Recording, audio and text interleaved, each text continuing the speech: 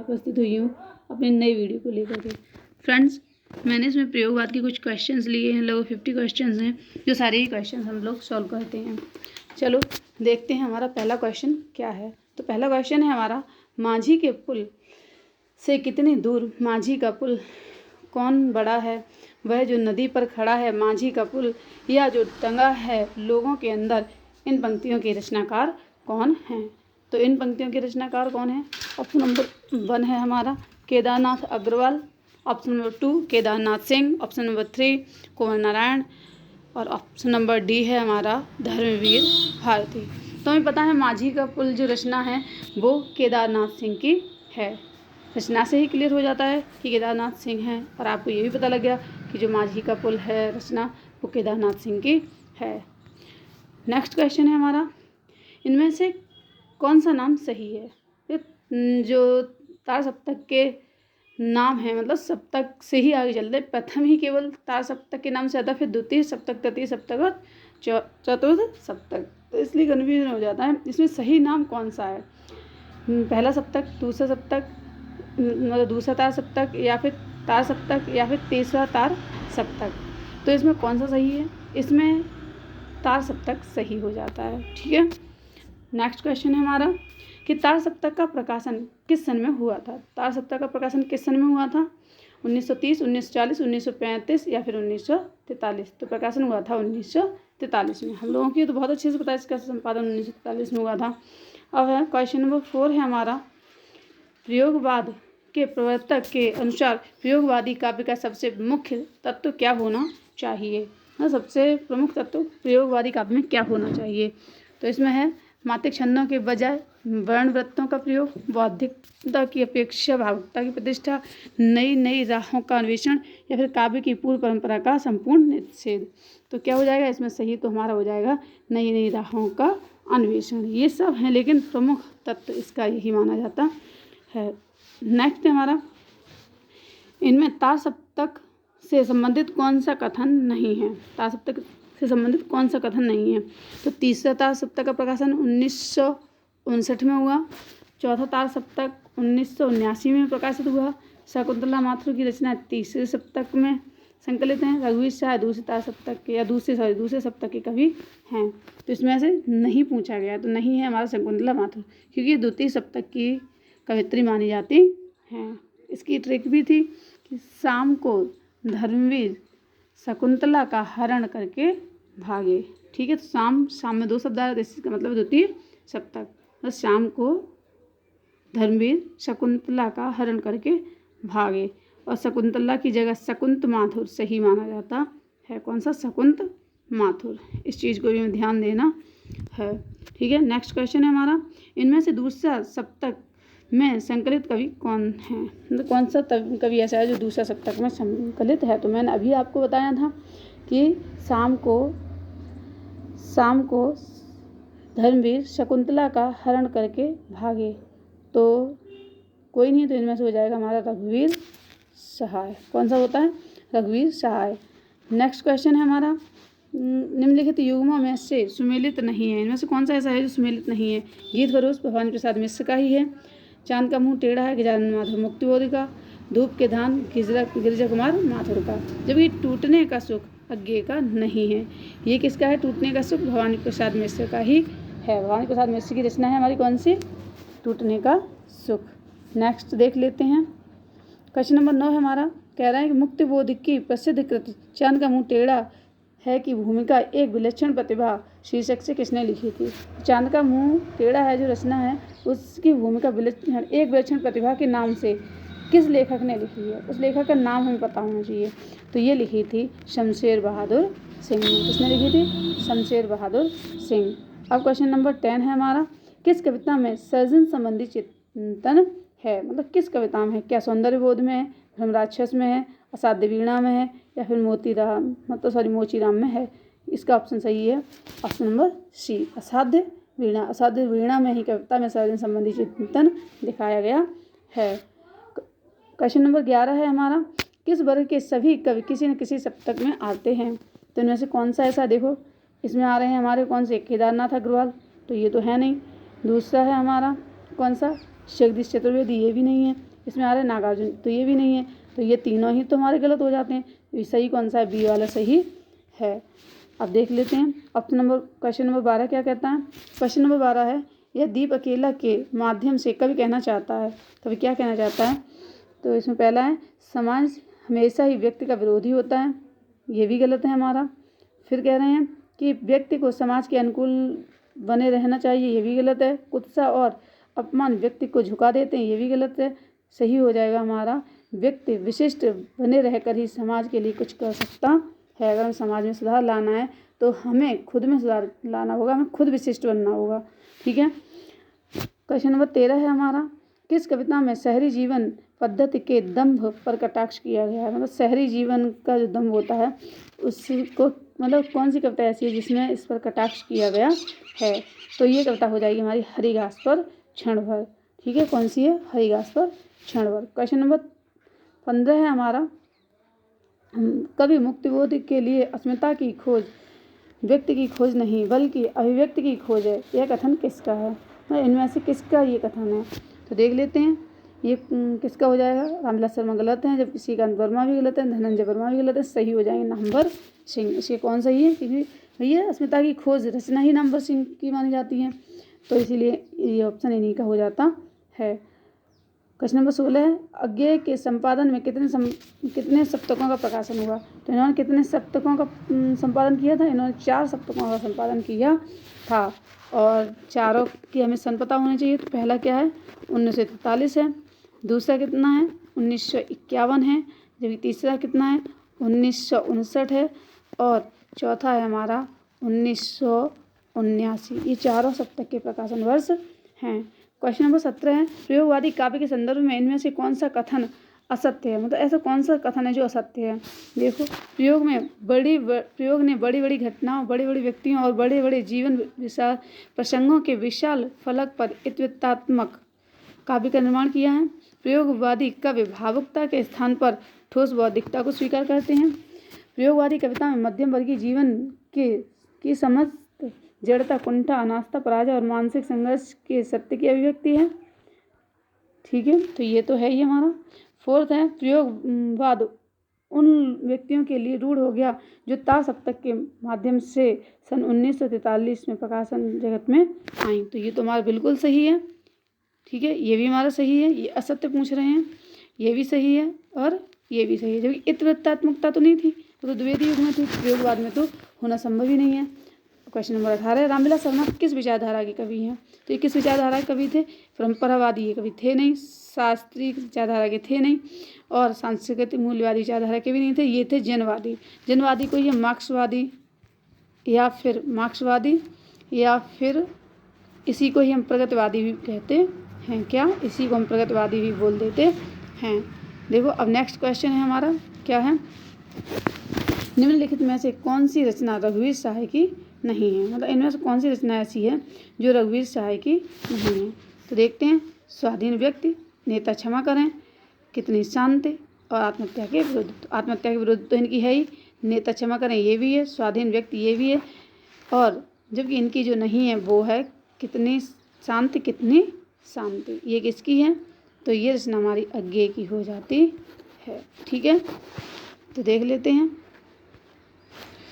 Question number 20, अगर मैं तुमको ललाती सांझ की नव की अकेली तारिका अब नहीं कहता, या शरद के भोर की निहार न्यायी हुई टटकी कली चंपे की वगैरह, तो प्रस्तुत पंक्तियाँ अज्ञेय की किस कविता से उद्धृत हैं?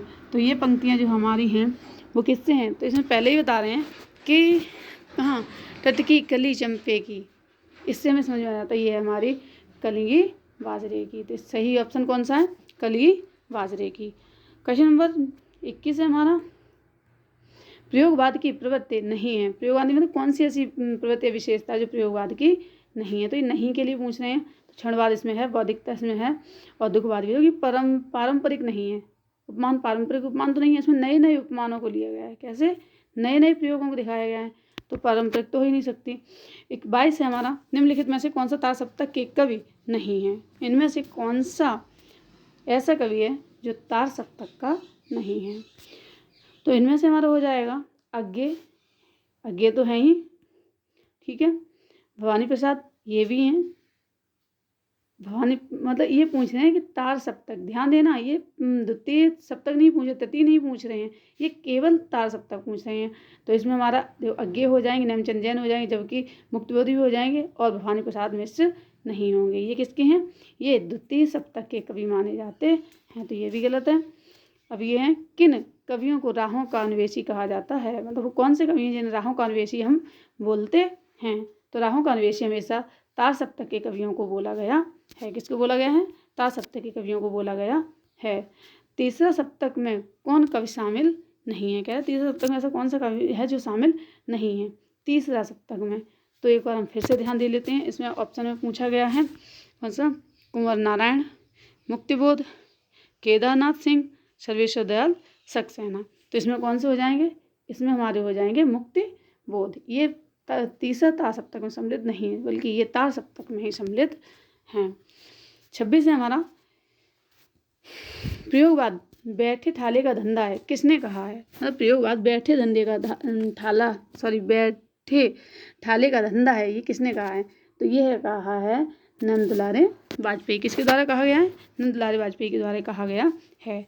हाइकू किस काव्य की शैली है? तो किस काव्य की शैली, तो किस भाषा से संबंधित है, किस देश से संबंधित? तो ये जापान से संबंधित है। और इसमें प्रत्येक ऐसे मतलब कविता लिखी जाती है जिसमें 3 से 6 पंक्तियां ही केवल लिखी जाती हैं, ठीक है। नेक्स्ट क्वेश्चन है हमारा कि प्रयोगवाद की क्या विशेषता थी? प्रयोगवाद की विशेषता क्या थी? क्या इसमें आकाशीय कल्पना थी, या फिर राजनीतिक विचारधारा थी, या फिर जनता से दूरी थी, या फिर शिल्पगत चमत्कार था? तो इसका सही आंसर हो जाएगा शिल्पगत चमत्कार था। नेक्स्ट क्वेश्चन है हमारा प्रयोगवादी काव्यधारा में कुछ ऐसे कवि भी हैं जो विचारों से समाजवादी और संस्कारों से व्यक्तिवादी जैसे हैं। तो ऐसे कौन से व्यक्ति हैं हमारे, कौन कौन से 2 लेखक हैं जो विचारों से तो समाजवादी लगते हो, संस्कारों से व्यक्तिवादी दिखाई पड़ते हों? तो ये दोनों ही कवि हैं हमारे शमशेर बहादुर और नरेश मेहता। कौन कौन से हैं? शमशेर बहादुर और नरेश मेहता। नेक्स्ट देखो पंक्ति है हमारी, यार मैंने देखा एक बूंद सहसा उछली सागर के झाग से, रंग गई क्षण भर ढलते सूरज की आग से। ऊपर पंक्तियां किस कवि की हैं? तो जो कोई भी जानता होगा कि एक बूंद सहसा उछली कहानी किसकी है, तो वो आराम से इसे पता कर सकता है। मतलब ये रचना किसके द्वारा लिखी गई है? तो ये है हमारी अज्ञे की। किसके द्वारा लिखी गई है? अज्ञे के द्वारा लिखी गई है। तो इसका सही आंसर हो जाएगा अज्ञे। देखो 31 कह रहा है कि हम तो सारा का सारा लेंगे जीवन, कम से कम की बात ना हमसे कहिए। मतलब हम तो सारा का सारा जीवन जिएंगे, कम से कम की हमसे बात ना कहिए। तो इसके लेखक कौन हो जाएंगे? इसके लेखक हो जाएंगे हमारे रघुवीर सहाय। कौन हो जाएंगे? रघुवीर सहाय।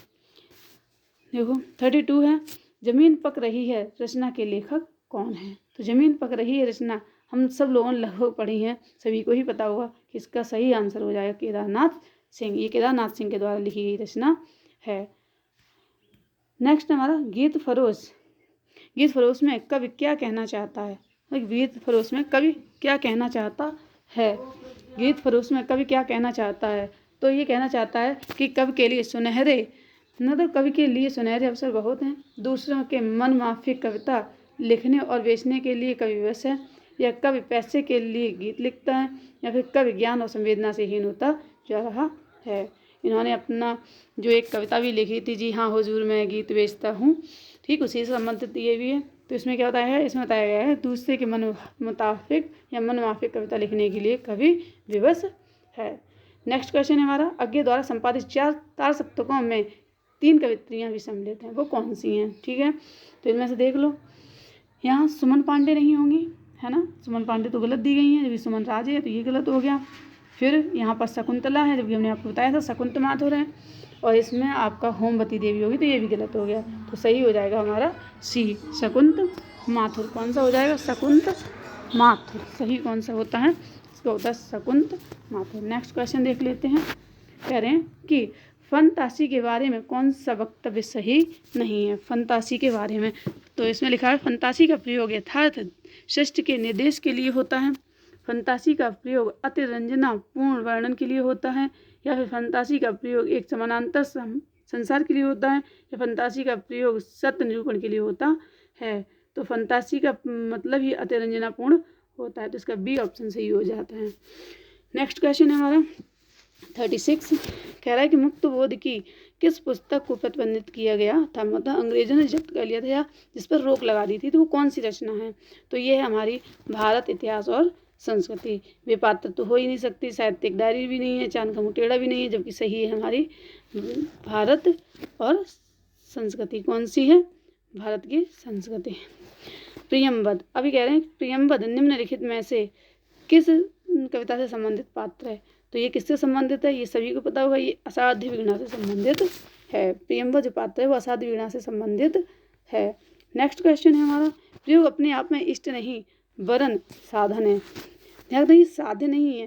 ये क्वेश्चन भी पूछा जाता है कि प्रयोग अपने आप में इष्ट नहीं है और डैश दे के खाली स्थान छोड़ दिया जाता, कहते हैं और क्या है। तो ये क्या है, साधन है। ये किस वाद से संबंधित है, प्रयुक्तवाद, प्रयोगवाद, यथार्थवाद। तो हमें अच्छे से पता है प्रयोगवाद है, तो प्रयोग से संबंधित होगा, है ना। अब कह रहे हैं कि बता रहे हैं एक दूसरे से भिन्न भिन्न नए नए विचारों एवं रचना शैलियों के जो 7 कवि प्रयोगवाद के कवि के रूप में प्रसिद्ध हुए, उनकी कविताओं के संग्रह का सही नाम था।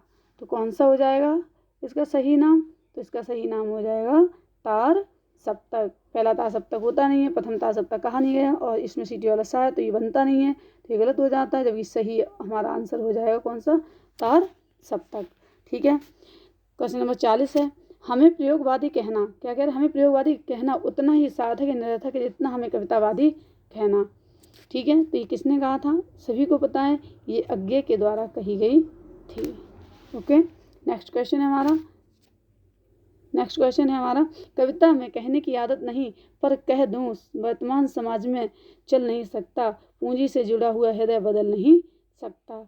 तो ये किसके द्वारा लिखी गई पंक्तियाँ थीं, ये हमें ध्यान देनी है। क्या ये नागार्जुन के द्वारा लिखी गई पंक्तियाँ थीं, या फिर मुक्तिबोध ने लिखी थी, या फिर त्रिलोचन शास्त्री ने लिखी थी, या फिर सुदामा पांडे के द्वारा लिखी गई थी। तो ये जो पंक्तियाँ हैं आपकी कविता में कहने की आदत नहीं, ये पंक्तियाँ आपकी लिखी गई हैं किसके द्वारा, मुक्तिबोध के द्वारा। किसने लिखी हैं, मुक्तिबोध ने लिखी हैं।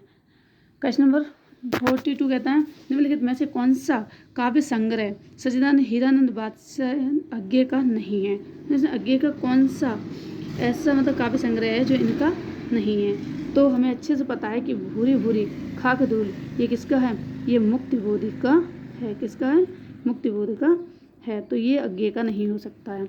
नेक्स्ट है हमारा, इनमें से कुंवर नारायण का काव्य संग्रह है, ऐसा कौन सा काव्य संग्रह है जो कुंवर नारायण के द्वारा लिखा गया है। तो मछली घर है नहीं, धूप के धान है नहीं, उत्सवा भी नहीं है।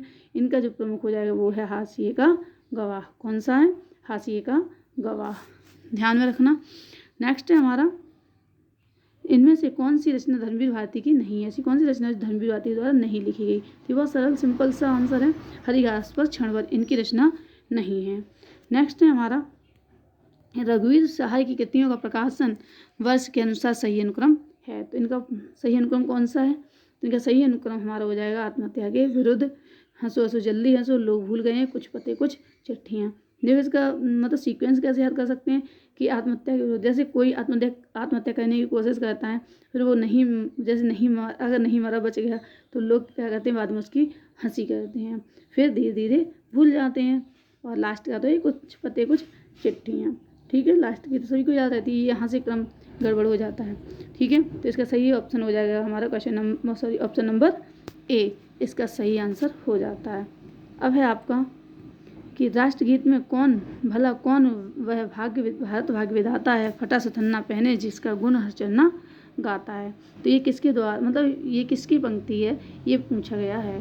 तो ये पंक्ति है हमारी रघुवीर सहाय की। किसके द्वारा लिखी गई है, ये पंक्ति रघुवीर सहाय की सही है, ये रघुवीर सहाय के द्वारा लिखी गई है।